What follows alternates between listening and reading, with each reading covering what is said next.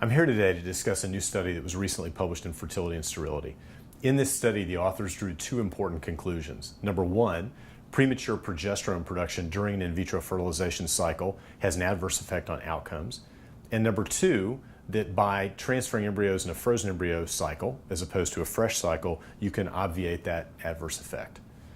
We're very gratified by this study because it really reinforces information that we published back in 1991 and again in 1994. In that study, we determined that premature progesterone production does have an adverse effect on outcomes, but we hypothesized that that effect did not occur because of an adverse effect on the egg or the embryo.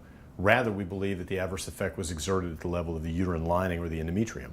So what we then did to confirm that finding was we published another study in 1994 which demonstrated that when we look specifically at embryos that had been obtained from cycles in which there was premature progesterone production, those embryos performed just as well as embryos that were obtained from cycles without premature progesterone production.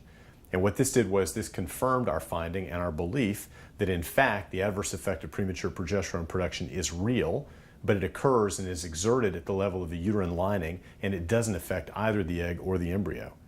This is very important information because it allows us to determine that instead of transferring embryos during a fresh cycle, if in fact we freeze embryos and transfer them in a subsequent frozen cycle, the embryos do better, pregnancy rates are higher, miscarriage rates are lower, and overall outcomes are far superior.